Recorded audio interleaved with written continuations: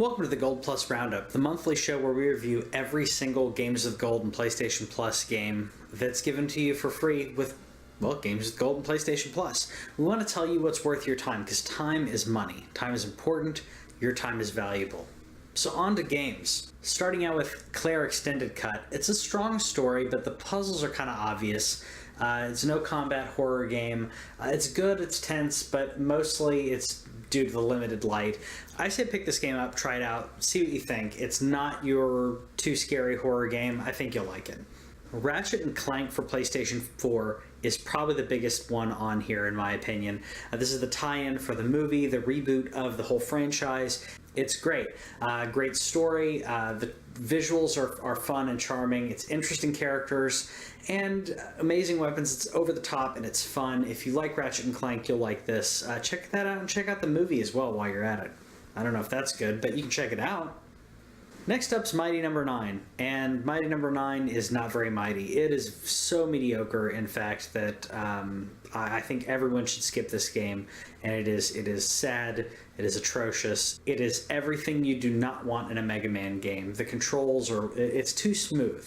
It's not tight enough, so the combat is just smooth and not in a good way. It's just...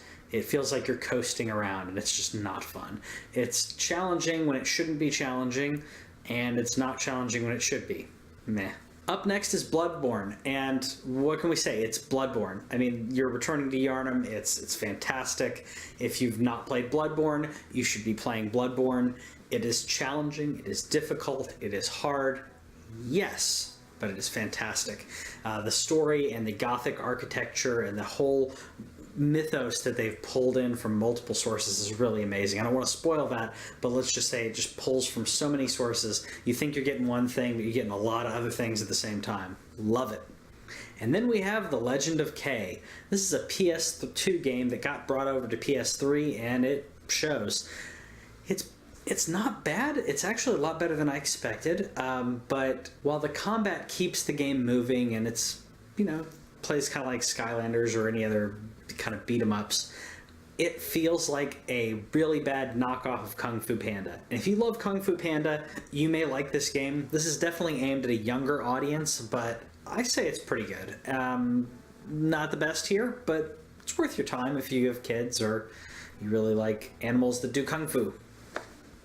Conundrum is from one of the designers of Portal, and it really shows. I mean, it's a disembodied voice guiding you through a bunch of puzzles with no people around, and it has a mediocre ending, but it has John Delancey, so, I mean, that's cool, because Q is fantastic. I say fantastic a lot, but this game is not fantastic. Go play Portal. This game's okay. I mean, I love puzzle games. I just don't think it's that great. If you really love puzzle games, go play this game. If you are not a big fan of puzzle games, this one's not going to sell it for you. It's not going to win you over. Superhot is a very unique game. If you haven't heard of this before, it's a first-person shooter where time only moves when you move.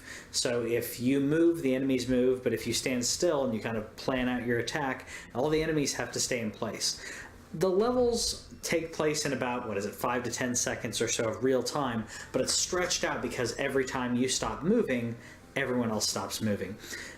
I thought it was really fun. It does get repetitive, but it's almost like you're in the mind of someone like John Wick, where you're able to analyze the situation and do ridiculous things like, someone's trying to shoot at you, so you throw your pistol at them, and then you hit someone next to you, take their pistol, and shoot the other person. It's mind-boggling, but I really enjoyed it. It's very unique. Any gamers who consider themselves eclectic need to pick this game up. Trials of the Blood Dragon is the love child of Trials and Blood Dragon, two of my favorite hidden gem games of the past 10 years. Blood Dragon being the spin-off of Far Cry, and Trials being the ridiculous motorcycle game where you just get a bunch of points for doing stupid stunts. None of the things you do in Trials is realistic, and Blood Dragon is nowhere near realistic, so this is just a marriage made in heaven.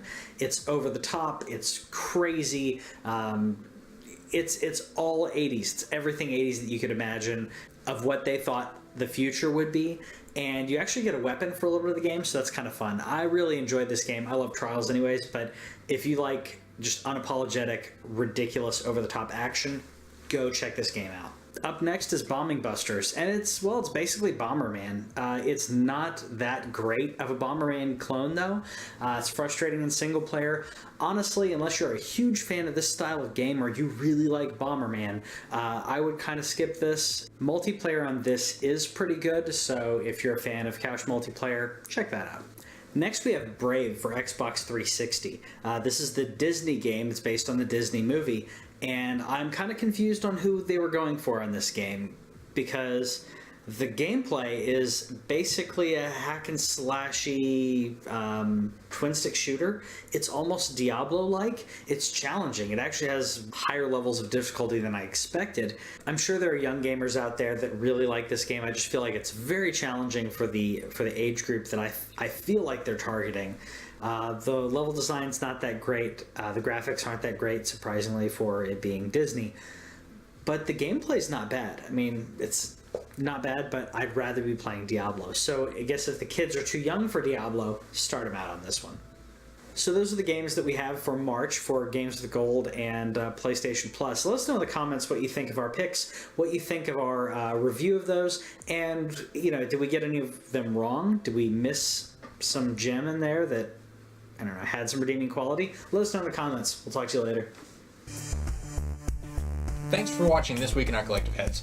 Subscribe over here and click the bell, and that way you'll know about any new videos that we put up, because we put up a lot of gameplay, a lot of stories from games and stuff like that, and gameplay is down here. Yeah, and you got more editorials and news stuff down here. Check it out.